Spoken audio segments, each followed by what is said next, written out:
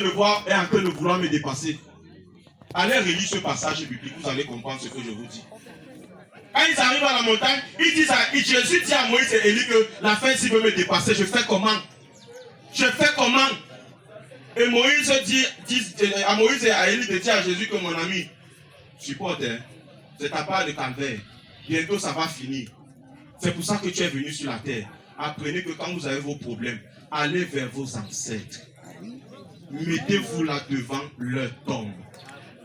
Parlez-leur, ils vous écoutent. Amen. Ils ne sont pas morts. Amen. Comme on vous fait croire, on vous a fait croire pendant longtemps. C'est faux et c'est archi faux. Amen.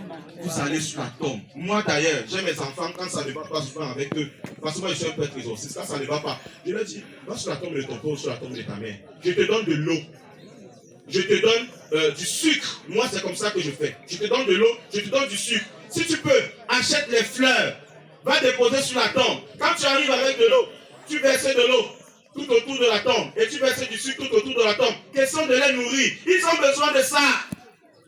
Qu'on ne vous trompe pas. C'est nécessaire et c'est important. C'est ce que je viens vous dire ce matin. Ne négligez plus ceux qui ont été avec vous pendant longtemps.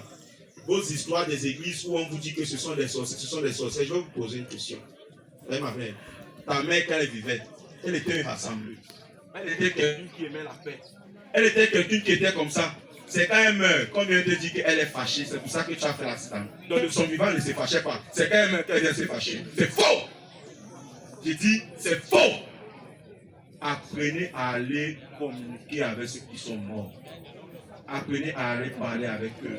C'est quelque chose qui est réel. Et à chaque fois où vous le verrez, vous aurez toujours des réponses. Vous allez souvent voir quelqu'un va te dire que mon père, j'ai dormi, j'ai rêvé que ma grand-mère est venue, elle est partie au champ, elle a coupé les herbes, elle a massé sur mon pied qui faisait mal, et c'est fini. Vous pensez que c'est quoi? C'est elle. Ça existe. C'est elle qui est venue te sauver. Mais vous êtes là. Surtout les chrétiens catholiques, c'est de perpétuer. Regardez loin là, ils sont enterrés là-bas. Regardez loin là-bas. Le temps qu'ils voyagent pour arriver ici.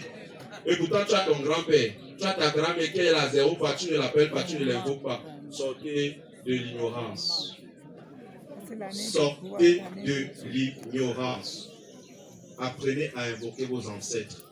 Apprenez à invoquer ceux qui sont auprès de vous et ceux qui sont très proches de vous pour vous venir en aide. Peu importe la situation. Moi, en tant que prêtre, je ne peux pas passer une semaine sans invoquer mon grand-père et ma grand-mère qui ne sont plus là.